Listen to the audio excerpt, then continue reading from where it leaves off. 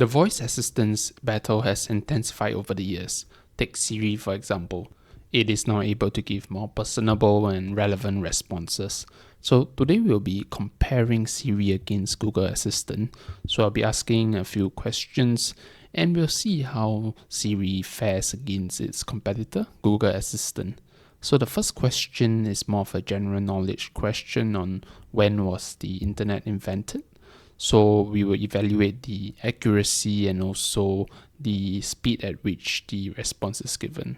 I did a quick Google check and Google Assistant is right. So Siri failed in this case. So now we'll proceed to ask the next question. So we'll get Siri and Google Assistant to help us set a timer, but without explicitly saying that we are setting a timer. So I'll just input 5 minutes into it and we'll just run it. So for Siri, it immediately starts the timer, whereas for Google Assistant, it actually wants us to do some clarification that we want to set a timer. So in this case, I think Siri got the win. So we'll just proceed to pause and delete the timer. So based on the first two tasks, we are seeing an even fight, 1-1 for each side. So we'll just proceed on to the next task to see how the assistants will fare. We will get the assistant to do some translation for us.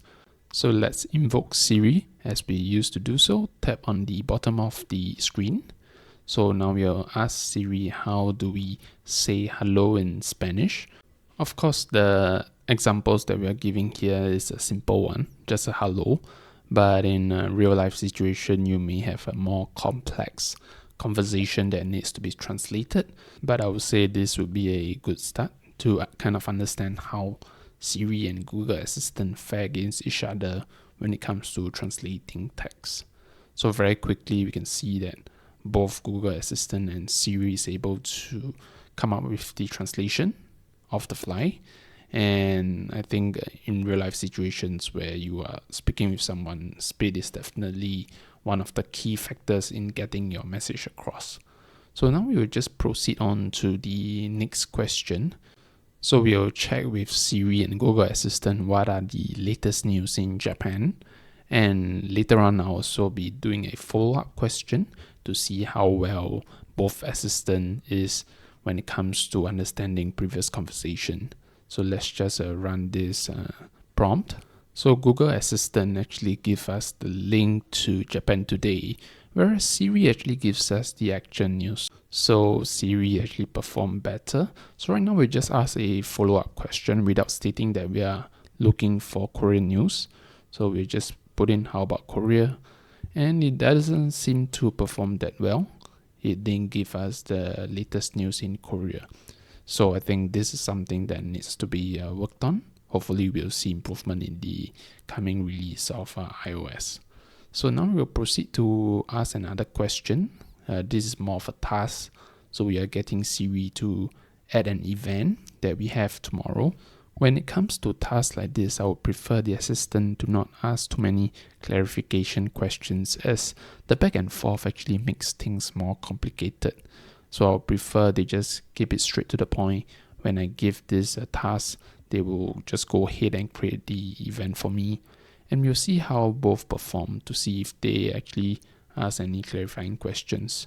So we can see right off the bat that Siri is doing well. Whereas for Google Assistant, we are seeing that is trying to clarify the task that we have provided it to do. So I think Siri got the win here. So far, both assistants, I would say, are doing pretty well.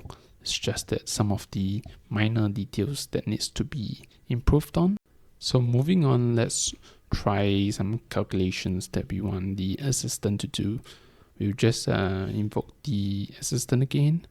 And then we'll just use the X alphabet to see if it recognizes it as a multiply symbol. So we'll do it likewise for Siri. I have a feeling that one of these assistants might not do so well in terms of understanding that the X alphabet is actually a multiply sign. So we'll just go ahead and run. So as you can see, Siri didn't understand it, whereas for Google Assistant, it actually did pretty well. it recognizes that it's a multiply symbol and went ahead with calculating the final result for us. Let me just put in the actual multiply symbol, and yes, we did get it. So for Siri, actually needs the actual symbol to get the result. So this is the test of both assistants, and I hope you enjoy this test. Thank you.